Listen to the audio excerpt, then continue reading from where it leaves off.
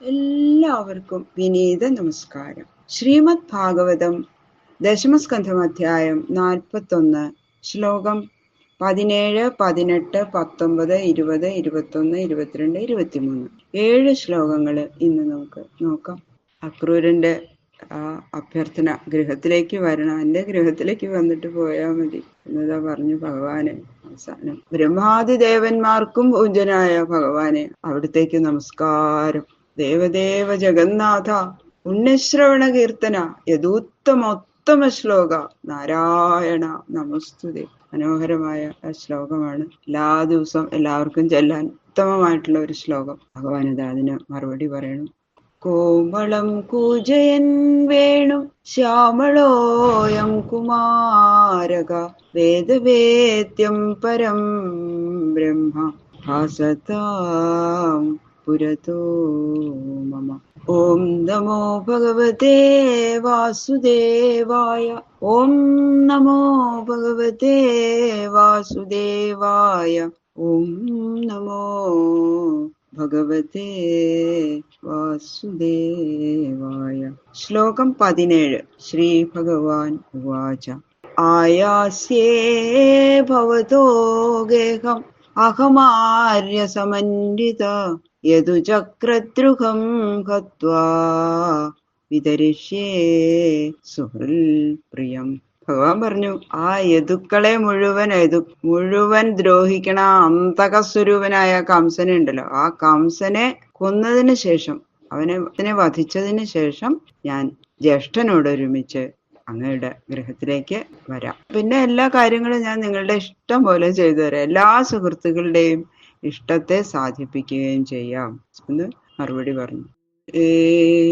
ഏവമുക്തോ ഭഗവതാ സക്രൂരോ വിമനായിവ പുരീം പ്രവിഷ്ട കംസായ കർമാവേദ്യ ഗൃഹം യയോ. ഇങ്ങനെ ഭഗവാൻ പറയണത് കേട്ടപ്പോ വളരെ വിഷമായി. ശരിക്കും ഭഗവാനെ ഗൃഹത്തിൽ കൊണ്ടുപോയിട്ട് സൽക്കരിക്കണമെന്ന് നല്ല മോഹം ഉണ്ടായിരുന്നു. വല്ലാത്ത സങ്കടം. ഒരു ദിവസം ഭഗവാന്റെ കൂടെ അവിടെ താമസിച്ചു. ഭഗവാനെ പറ്റി അങ്ങോട്ട് കൂടുതൽ ഇപ്പൊ മനസ്സിലായി. ഇപ്പോഴല്ലേ ഭഗവാന്റെ ആ മഹത്വം കൂടുതൽ അക്രൂരന് മനസ്സിലായത്. പിന്നെ ആ വൈകുണ്ഠമൂർത്തിയായിട്ട് അങ്ങോട്ടും കൂടി കണ്ടപ്പോ പരിപൂർണ അവതാരമായിട്ടുള്ള ആ പരിപൂർണ സ്വരൂപനായിട്ടുള്ള ഭഗവാനെ സൽക്കരിക്കാൻ പറ്റിയില്ലല്ലോ ഗൃഹത്തിൽ കൊണ്ടുപോയിട്ട് എന്നുള്ള അത്രയും വിഷമം. ഇത്രയും നേരം ഒരുമിച്ച് യാത്ര ചെയ്തിട്ട് വിരഹം എല്ലാം കൂടി ആ വിയോഗത്തിലുള്ള അതിദുഃഖത്താലും, എന്നാൽ ഭഗവാന് പറഞ്ഞിട്ട് അയ്യോ ഒന്നും കൂടി പറയാനും നിവൃത്തിയില്ല. ഭഗവാന്റെ ആജ്ഞ ലംഘിക്കണത് കുറ്റല്ലേ, അതും വയ്യ. പക്ഷെ ഒരാശ്വാസം ഉണ്ട്, വരാമെന്ന് പറഞ്ഞല്ലോ, അങ്ങനെ ഒരു തൃപ്തി. അങ്ങനെ ശരിയായ മനപ്രസാദം ഇല്ലെങ്കിലും അല്പം സന്തുഷ്ടൻ എന്ന മട്ടില് ഭഗവാനെ പിരിഞ്ഞിട്ട് പോയി അക്രൂരൻ. എന്നിട്ട് കംസന്റെ അടുത്ത് ചെന്ന് രാമകൃഷ്ണന്മാരെ കൂട്ടിക്കൊണ്ടുവന്നിട്ടുള്ള തന്റെ വിവരം കംസനോട് പറഞ്ഞു. അഥാപരാഹ്നേ ഭഗവാൻ കൃഷ്ണ സംഘർഷണാന്വിത മധുരാം പ്രാവിശൽ ഗോപേർ ദിദൃക്ഷു പരിവാരിത. ഉച്ച തിരിഞ്ഞിട്ട് ഭഗവാൻ ശ്രീകൃഷ്ണൻ മധുരാപുരി ചുറ്റി നടന്ന് കാണാം. നമുക്ക് എല്ലാവർക്കും മധുര പട്ടണം കാണണ്ടേ? നിങ്ങളൊന്നും കണ്ടിട്ടില്ലല്ലോ. അവരാ വ്രജത്തിന്റെ ഉള്ളിൽ നിന്ന് പുറത്തിറങ്ങിയിട്ടേ ഇല്ല. അപ്പൊ എല്ലാവരോടും ഗോപന്മാരോടും ജ്യേഷ്ഠനായ ബലരാമനോടും കൂടി ചേർന്ന് മധുരാപുരിയിലേക്ക് പുറപ്പെട്ടു. അത് 4 ശ്ലോകങ്ങൾ ഒന്നിച്ചാണ് അതിന്റെ അർത്ഥം പറയണത്. ദദർശതാം സ്ഫാടികതുംഗഗോപുരദ്വാരാം ബൃഹത് ഹേമകപാടതോരണാം താമ്രാരകോഷ്ഠാം പരിഘാതുരാസദാം ഉദ്യാനരമ്യോപവനോപശോഭിതാം സൗവർണ ശൃംഗാടകഹർമ്മ്യ നിഷ്കുടൈ ശ്രേണീ സഭാവിർഭവനേ ഉപസ്കൃതാം വൈഡൂര്യ വജ്രാമല നീല വിദ്രുമേർ മുക്താഹരിഭിർ വളഭീഷു വേദിഷു ജുഷ്ടേഷു ജ്വാലാമുഖരന്ധ്രകുട്ടിമേഷു ആവിഷ്ടപാരാവതബർഹിനാദിതാം സംസിക്തരഥ്യാവണമാർഗചത്വരാം പ്രകീർണമാല്യാങ്കുരലാജതണ്ടുലാം ആപൂർണകുംഭേർദധി ചന്ദനോക്ഷിതൈ പ്രസൂന ദീപാവലിഭിः സപല്ലവൈः സവൃന്ദരംഭാക്രമുകൈ സകേതുഭിः സ്വലങ്കൃതദ്വാരഗൃഹാം സപട്ടികൈः. ആ മധുരാപുരിയിലെ ആദ്യം പ്രവേശിച്ച ഉടനെ കാണപ്പെട്ട ആ ഗോപുരങ്ങള് സ്ഫടികം കൊണ്ടുണ്ടാക്കിയതാണ്. എല്ലാം സ്ഫടികം. അതോ അത്യുന്നതങ്ങളും. എത്ര നിലയാന്ന് പറയാൻ പറ്റില്ല, അത്ര കത്തിലിങ്ങനെ ആകാശമുട്ടയുള്ള സ്ഫടിക ഗോപുരം.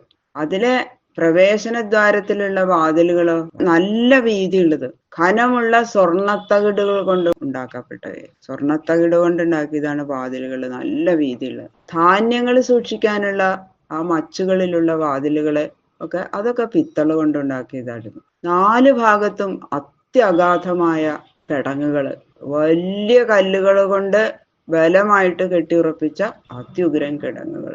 അപ്പൊ എന്താ, ശത്രുക്കൾക്ക് ആ മധുരാപുരിയിലേക്ക് കടക്കാൻ കഴിയില്ല, അത്രയും സുരക്ഷ. ഗംഭീരമായിട്ടുള്ള കിടങ്ങ്. വൃക്ഷങ്ങളൊക്കെ ധാരാളം നിൽക്കുന്നുണ്ട്, എല്ലാത്തിലും ധാരാളം ഫലങ്ങളുണ്ട്, പുഷ്പങ്ങളുണ്ട്, പലതരം വള്ളികള് ഒക്കെ നട്ടു വളർത്തി ഒന്നാം തരം ഒരു ഉദ്യാനം മുമ്പിൽ തന്നെ.